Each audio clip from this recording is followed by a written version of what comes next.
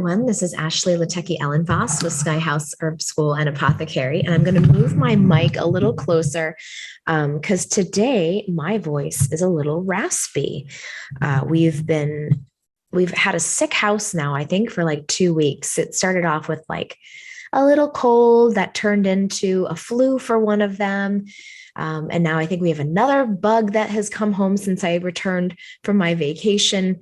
So it's been quite the transition back into home life after having a solo journey on my own. It was the first time I've been away from my kids really since they were born. So it was a really nice vacation. I went with some friends to Colombia, South America, and I was not sick. No one there was sick. And when I got home, both kids and husband were sick, and now my body is trying to pull through and take all that vitamin D I soaked in while I was there, and is fighting off this thing. So anyway, I wanted to share with you some ideas that I'm working on. And these are going to be called buds of wisdom. And I'm going to be turning them into images and text. So you can look out for these on my Instagram page. If you're not following me, you can hop over to Instagram and find me at Sky House Herbs. It's a picture of my face because I do have a Sky House Herbs page that's linked to the old yoga studio. So it's not that one. It's my personal page. And I am really working right now on trying to weave together my work as an herbalist and my passion as a bhakti yoga practitioner.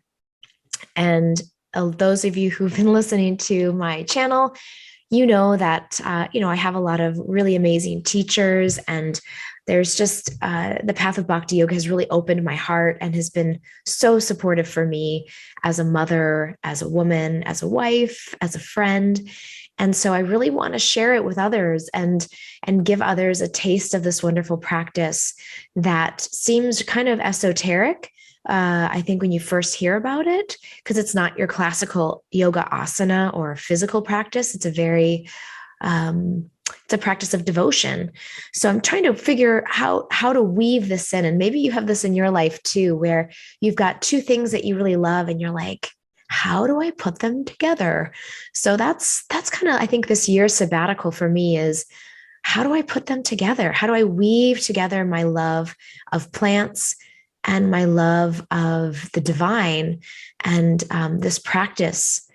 How do I put them together? So this is kind of one of my first, actually, definitely not my first. It's another attempt to try to bring these together. So I wanted to share with you some lessons from plants. And these are lessons that I think might help us contextualize some of our own challenges, and might also give us a sense of hope and,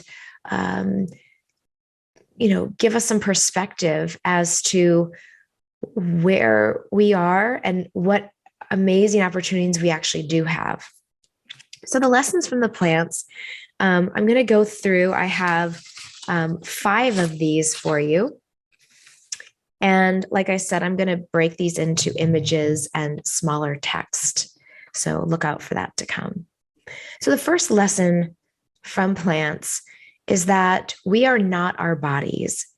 And I remember when I first learned this, when I started practicing yoga many years ago, this idea that we are a soul, that we are not just these physical forms, that our soul incarnates into different bodies and in the yoga tradition, on many planets. There's like millions of planets out there where you can incarnate in all of these different physical forms.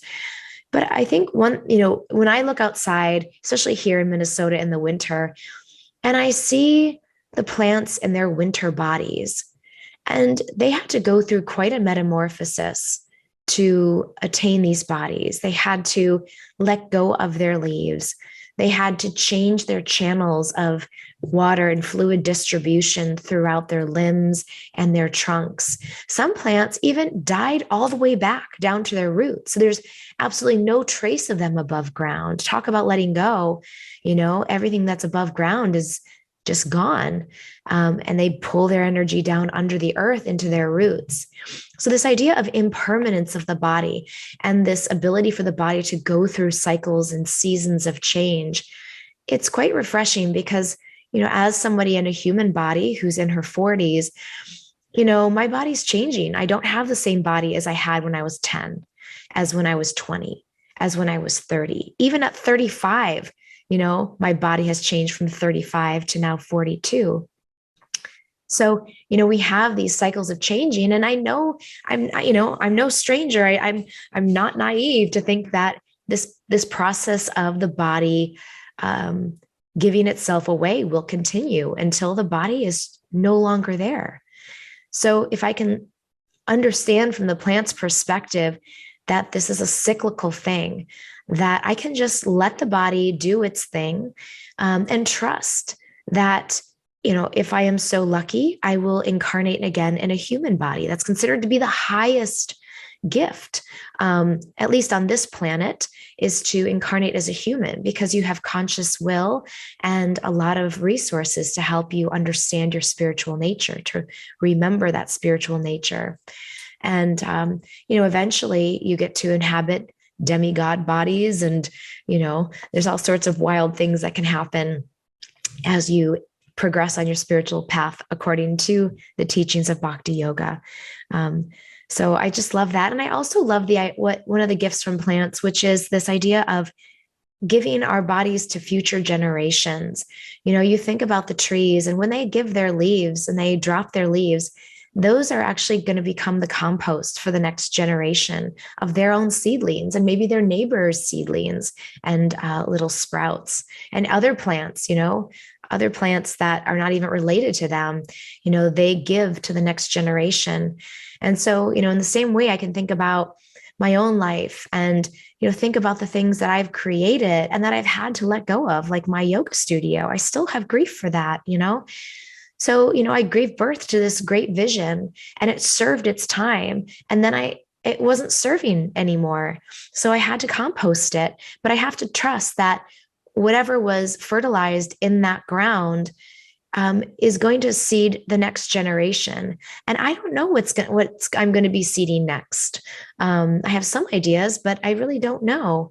So I just have to trust that if I'm doing the work and I'm contributing in the best way I can in any given moment, that I'm creating fertile ground for my children and children's children, and maybe for my four-legged children, all of these different species that will walk the earth after me.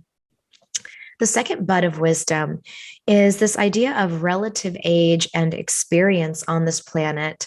And, plants have been around 425 million years longer than humans. So that's a lot. It's a lot of millions of years. And so, if we think about how clumsy it feels sometimes to be a human, it can really feel like, you're kind of just swimming around in the mud sometimes. Like, what am I even doing here? And how do I do this human thing? And plants had an incredible amount of time to live on planet Earth, to adapt to seasonal changes and larger earth changes.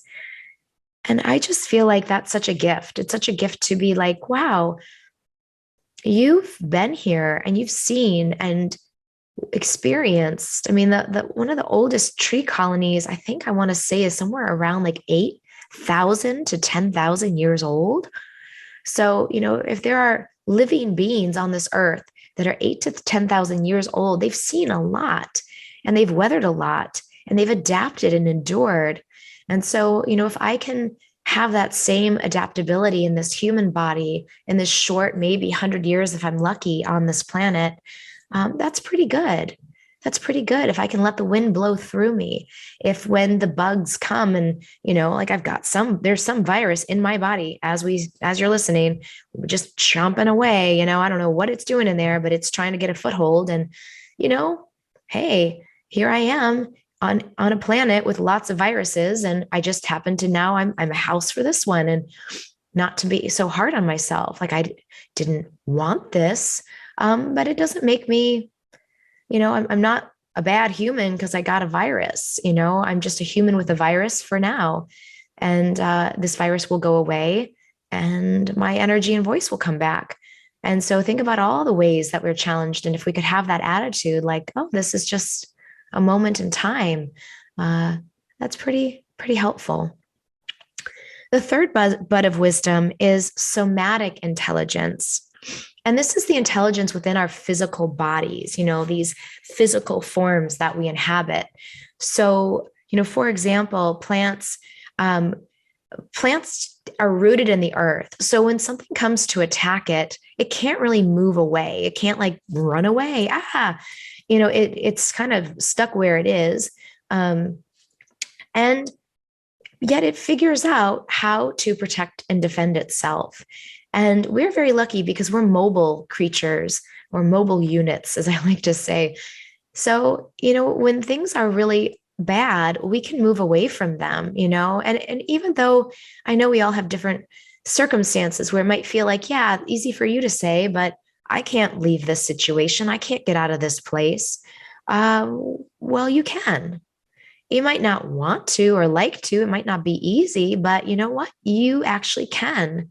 And especially if you have a path of spiritual practice and faith, if you know in your soul and in the deepest part of yourself that you need to move or you need to step away from something, if you don't have that faith and that trust, then how are you ever going to know when that support comes out to help you? So we should really take advantage of our mobility, because not everyone has that. Not everyone has that option. And when I say everyone, I mean every body, and that includes plant bodies. Also finding good association. Plants like to grow around other plants. They have plant buddies, and in companion planting, which is a gardening technique, we know that certain plants, especially like garden plants, like to grow near each other. Like basil does not like to grow near rue, but basil does like to grow. It does like to grow near peppers. It doesn't like to grow near fennel. So they have like preferences of like who they want to associate with. And it's same, that's how a lot of native peoples, especially around here in the Minnesota region, came to be able to find plants, as they would look for trees.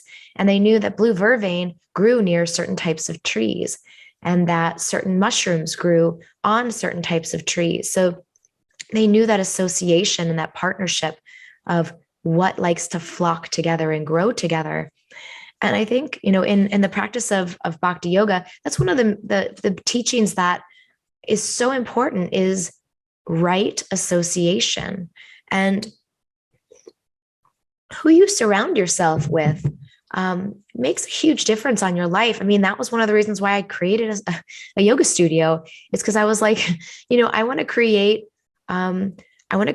a circle of people who are like-minded, who are looking for the same things I am, who can teach things that I don't know, and I can have a space for them to come and share what they know. So, while that might not be your dharmic path, you can create association by going to places with like-minded people who are interested in higher vibrational things, and also limiting your contact with low vibrational things. And for you, that might be certain family groups. It might be workplace associates.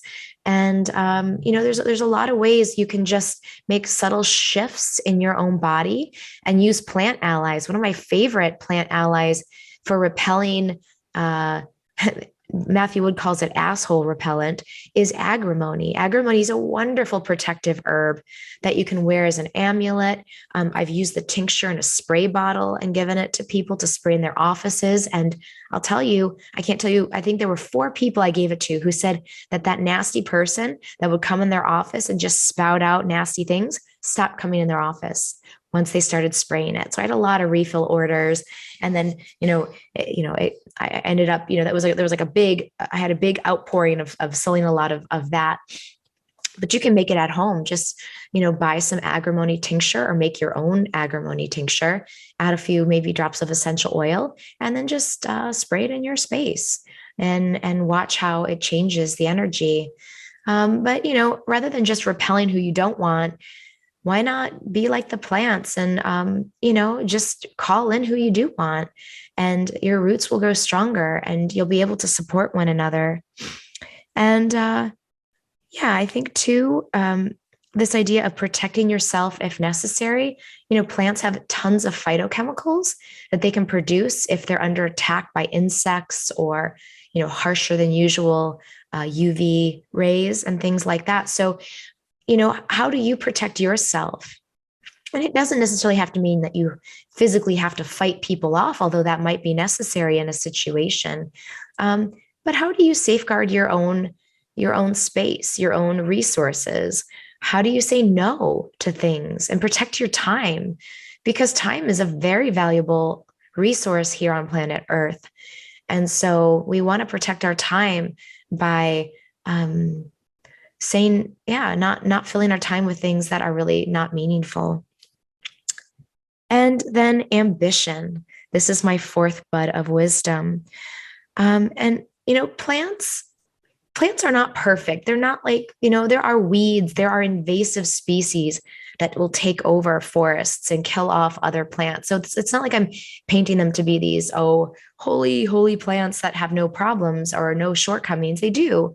And, I do think that one thing that a lot of plants do teach us is to take only what you need, that for an ecosystem to really thrive, that there needs to be, number one, diversity within that piece of land. And there also needs to be a sharing of resources. And so if plants are taking more nutrients than they need and stockpiling them and being greedy and holding on to them, it's going to weaken their neighbors. And then when an attack does come in, they're not going to be well enough to send that signal to say, hey, bugs coming in from the east, right? So, how do we just think about our ambitions? And as I'm maturing in this human body and have lived on this earth, I'm starting to really think differently about ambition. I think I was very weedy as a young woman. I just had all these dreams and visions, and I'm going to build this. I'm going to do this. I want this. I want that. And as I'm getting older and having done that, I'm realizing now that that can actually be a very unhealthy way of engaging in the world. So how do we maybe turn the conversation away from what is my ambition? What do I want? Into what can I give? How can I be of service? And I think about, just so many plants and how generous they are and what they do to give to other species and even to their own species. And we have to remember that invasive plants can damage a whole ecosystem. And so we don't want to be invasive plants. We want to be plants that are looking out for one another, that, we curb our ambitions so that our lives are sustainable and that we have enough to give. We have enough to really offer, rather than burning the candle at both ends. And then, if we're, if we work too hard and we don't take enough time to rest and do what's replenishing, we'll get sick. We'll weaken ourselves. And then, we got to work our way back. All right. Now here's my fifth one. My fifth bud of wisdom is love. And I was thinking about the great sequoia trees. Radhanath Swami told this great story about when he was hiking through the redwood forests of California. And he overheard one of the trail guides giving a tour. And he said to them, do you know how all of these great redwoods, they don't, how do they grow so tall? How do they get so big? What do you think their roots are like? And everyone's like, oh, they must have very, very deep roots. And he goes, yeah, that's what most people think. They think these redwoods have deep roots because they're so tall, but they actually have very shallow roots. but they spread wide and they create this network across the whole bottom of the forest. And so they're all holding on to each other. And so if one plant starts or one tree starts to fall, they all hold on to it. So it's not just relying on its own roots, which limits the growth of other trees. It actually spreads its roots out to connect with as many other trees as possible so that they can live together and support one another. And I just thought that was so beautiful. Another thing about the great redwoods is that they feed their babies and they send out, they'll actually feed carbon through or CO2 through their roots. They followed it with a carbon tracing, but they'll feed carbon dioxide through their roots to their little babies. And if they notice someone else's baby is not thriving, then because they're all connected, it will also send, food and nutrients to those other trees so that they can all have a chance to live. And that's, they call these the, mother trees. There's specific trees in the redwood forests that are just like generous, and they're just all the time giving from themselves and sort of redistributing. They're kind of like maybe a Peter Pan, where they're kind of not Peter Pan, Robin Hood. They're kind of redistributing the wealth amongst the trees so that everyone has an equal opportunity. Also, this idea of this lesson of love and joy. I think about violets. And when I lived in Maryland, we had this beautiful patch of violets. It actually took up the whole backyard. And violets bloom twice. They bloom once to give their seed for procreation, and they grow and they sprout a second flower just for fun. It doesn't have any reproductive value, but it's kind of like, if you can, why not? Why not give something twice? And so guess who benefits from that? All the pollinators and people and animals who nibble on and use them as foraging food benefit from this selfless blooming for fun. So, what if, we took ourselves a little less seriously? And of course, we have to get all of our work done, pay the bills, do all that stuff. But what if we also just made sure we carved out time for fun, for play, for silliness, for joy? What ripple effect might that bring into the world? Trees also provide, and plants also provide shelter. Think about, I have this beautiful tree in my backyard that I love to look at that is still alive, but it's full of holes where woodpeckers have, chipped away for bugs. And in those holes, there's other birds that live, and, squirrels. And there's a huge crow's nest in one of the trees in our yard. And I just think of what generous shelter these trees in particular provide, and how, can we do the same thing? Right now, the war in Ukraine is just heartbreaking. And, I don't know, I can't provide physical shelter. I'm too far away, but I can provide resources and, support organizations that can give shelter to people in need. So, there's things we can do, even if we feel like, the greatest needs are beyond our local scope. And even in a local way, I would say, can you create shelters in your yard?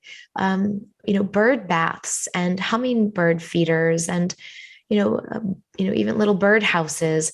There might be ways that you can also create shelter space for the wildlife around the land that you live on.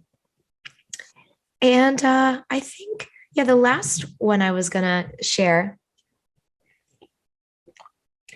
is kind of an overarching theme from the plants, which is just this idea of slow growth, and that small is okay. I know Mr. Rogers is known, Fred Rogers is known for this beautiful quote where he says, teach your children to not be extraordinary. We don't need more extraordinary people. We need more kind people, generous people, loving people.